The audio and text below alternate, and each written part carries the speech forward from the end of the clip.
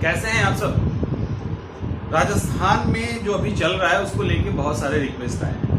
Anti defection law से related जो confusion है उसको भी लेके आया है कि यहाँ पे क्या है सिचुएशन। कुल मिला के एक तो 19 जो विधायक हैं उनको उनकी सदस्यता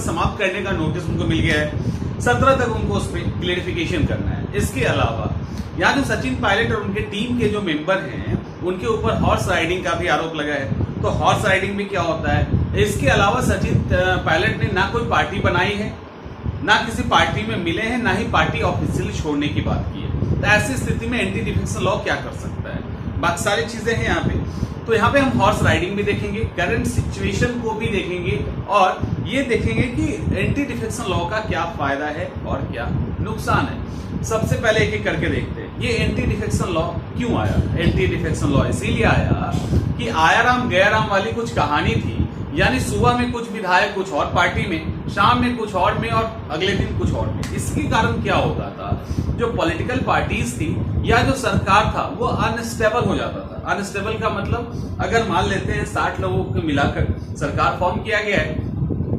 22-23 लोग कहीं और चले गए, कुछ लोग किसी और पार्टी के हैं, तो क्या होता था सरकार अनस्टेबल हो जाती थी। इलेक्शन बार बार करवाने का झंझट, बहुत सारी चीजें थी। इसको लेकर 52वां संविधान संशोधन किया गया 1985 में। तो ये जो 52वां संविधान संशोधन 1985 में किया गया, इसका मकसद क्या था। तो इसका मकसद था कि आया राम गया राम वाला जो कॉन्सेप्ट है उसको रोकना, सरकार को स्टेबल करना और बार बार जो इलेक्शन हो जाता है मिड टर्म वाला वो भी खर्चे को बचाना। इस सारी चीजों के कारण और डेमोक्रेसी पे भी लोगों का बिलीव है, इसके लिए ये किया गया। बाद में इसमें 91 कॉन्स्टिट्यूशनल अमेंडमेंट भी किया गया, उसके अंदर भी प्रोविजन किए गए। सबसे पहले हम एक एक करके इसके प्रोविजन को देखते हैं। एंटी डिफेक्शन लॉ के अंदर यहाँ पे अगर कोई भी किसी भी पार्टी के लोग अगर 1/3 मेंबर के साथ, उस पार्टी के जितने भी हैं उसके 1/3 मेंबर के साथ उस पार्टी से अलग होके कोई नई पार्टी फॉर्म कर लेते हैं, इस आधार पे अगर पार्टी के अंदर टूट होता है यानी पार्टी ब्रेक होता है, तो फिर यहाँ पे एंटी डिफेक्शन लॉ यानी दल बदल विरोधी कानून जो है वो लागू नहीं होगा। मतलब अगर आप 1/3 मेंबर को कन्विंस करके कोई नई पार्टी फॉर्म करते हैं तो कोई इशू नहीं है, आपकी सदस्यता यानी मेंबरशिप रह जाएगी। लेकिन इससे कम में अगर आप पार्टी को छोड़ते हैं या कोई नई पार्टी बनाते हैं, किसी पार्टी में चले जाते हैं, तो आपकी मेंबरशिप चली जाएगी। यहाँ पे नॉर्मल ये है। उसके अलावा आप अगर पार्टी के अंदर हैं, ऑलरेडी हैं, पार्टी जो आपको निर्देश दे रही है, जो गाइडलाइन दे रही है, उस गाइडलाइन को आप फॉलो नहीं कर रहे हैं, उसके अकॉर्डिंग वोटिंग नहीं कर रहे हैं, उनके विरोध में जाके वोट कर देते हैं और पार्टी आपको 15 दिन के अंदर माफ नहीं करती है, तो भी आपकी मेंबरशिप चली जाएगी। लेकिन ये जो मेंबरशिप वाली कहानी है, इसमें 3 अलग कैटेगरी है। पहला वो जो किसी पार्टी के टिकट पर चुनाव जीत के जाते हैं, एक जो इंडिविजुअल यानी निर्दलीय चुनाव लड़ते हैं, और तीसरा जो मनोनीत होते हैं, नॉमिनेटेड होते हैं। तो पहले वाली कैटेगरी के अंदर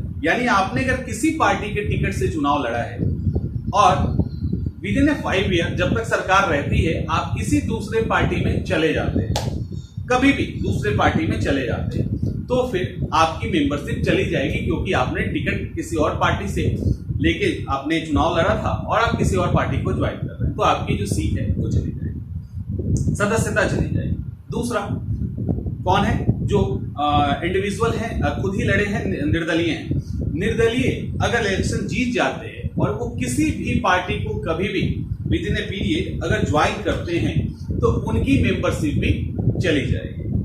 लेकिन थर्ड कैटेगरी क्या आता है, नॉमिनेटेड लोग जो मनोनीत होते हैं राष्ट्रपति के द्वारा, उनके साथ कंडीशन थोड़ी सी अलग है। क्या अलग है कि जो नॉमिनेटेड हैं, जैसे मान लो सचिन तेंदुलकर नॉमिनेट किए गए, नॉमिनेट करने के 6 महीने के अंदर विद इन 6 मंथ यानी 6 महीने के अंदर वो किसी पार्टी को ज्वाइन कर लेते हैं, तो कोई इशू नहीं है, कोई इशू नहीं है, आपकी मेंबरशिप रहेगी।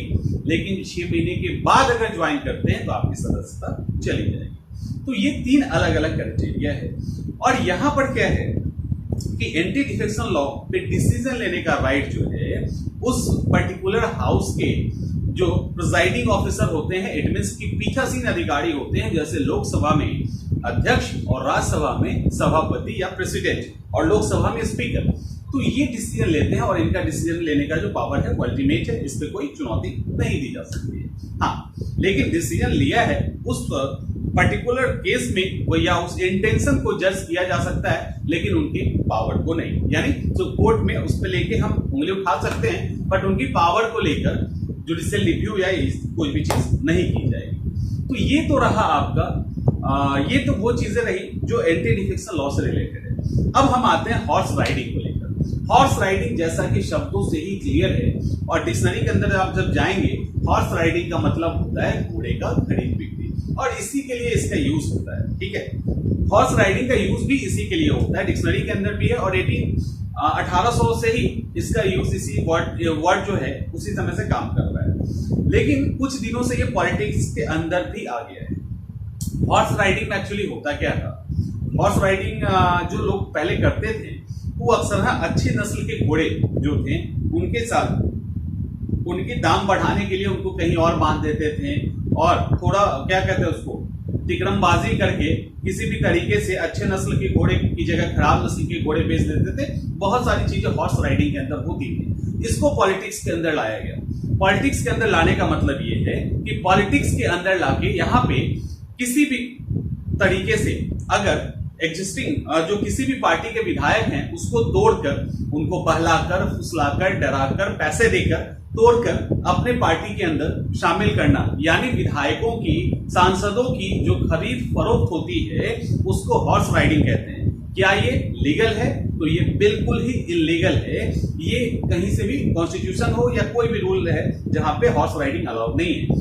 जैसे अभी एमपी में अभी आरोप लगा है, राजस्थान पे आवाज है, राजस्थान पे अभी सचिन कुछ दिन पहले ज्योतिराज सिंधिया बीजेपी को ज्वाइन किए थे, वहां पर भी यही आरोप लगा था कि वो अपने पार्टी के जो उनके मेंबर जो भी थे, उनके साथ जो भी थे, उन विधायक को उन्होंने तोड़ दिया, पैसे से उनको खरीद के बीजेपी के अंदर शामिल करवा दिया, और जो सरकार थी वहां गिर गई और बीजेपी की सरकार बन गई। वहां पे भी आरोप लगा। इसके अलावा भी कर्नाटक, मणिपुर, इन सब जगह पे आरोप लगता रहा है। अभी राजस्थान का नया चर्चा है। राजस्थान के इस चर्चे में सचिन पायलट पे आरोप लग रहा है कि वो और उनके साथ जो 18 या 19 विधायक हैं उनको वो 25-25 हजार में खरीद के कांग्रेस से तोड़ के बीजेपी में शामिल करवाना चाहते हैं।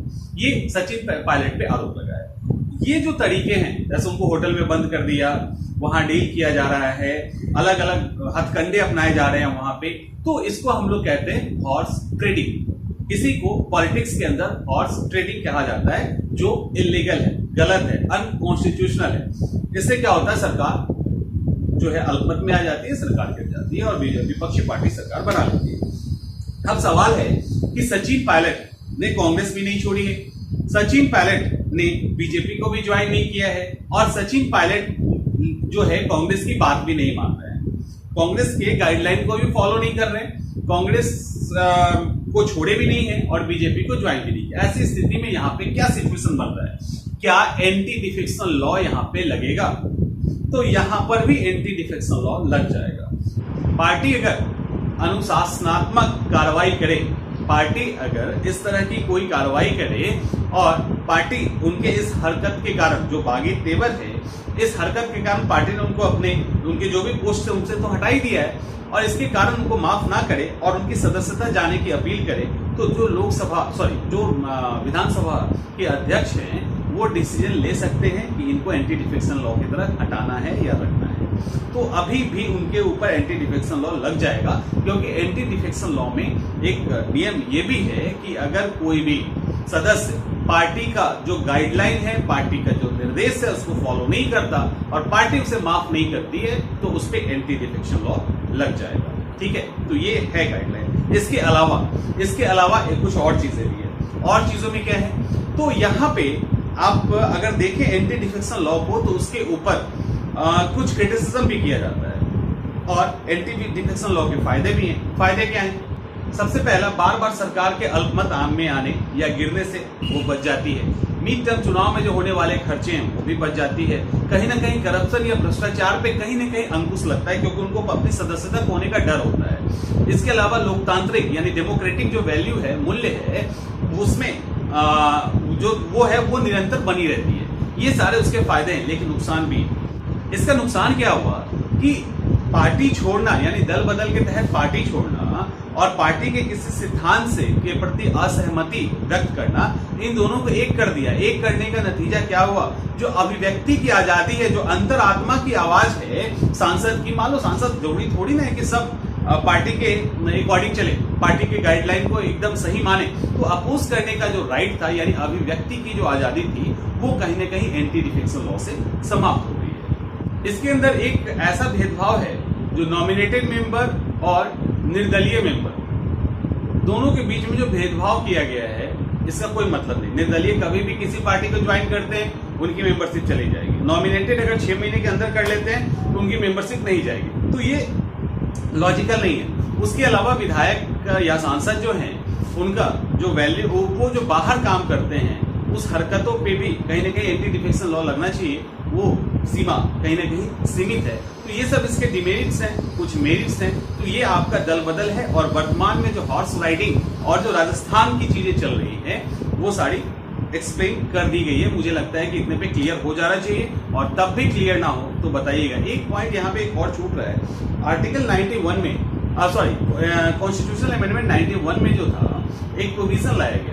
पहले क्या था, जब 1/3 से कोई पार्टी टूट जाती है, तो टूटने के आधार पर कोई कहेगा कि नहीं, ये पार्टी अब टूट गई है, मैं अब इसमें नहीं रहूंगा, मैं जा रहा हूं किसी तीसरे पार्टी में, और वहां एंटी डिफेक्शन लॉ नहीं लगता था। लेकिन इसको भी 91 के कॉन्स्टिट्यूशनल अमेंडमेंट से रोक दिया गया है। यानी टूट के आधार पे भी आप कहोगे कि मैं दोनों में से नहीं, किसी तीसरे पार्टी में जा रहा हूं, ये नहीं चलेगा। तो ये आपका पूरा होल जो था, ये कॉन्सेप्ट और फैक्ट है, और मुझे लगता है यहाँ से इनफ कंटेंट आपको मिल जाएंगे। फिर भी दिक्कत है तो बताइएगा, फिर इस पे और भी वीडियोस अपलोड कर दिया जाएगा।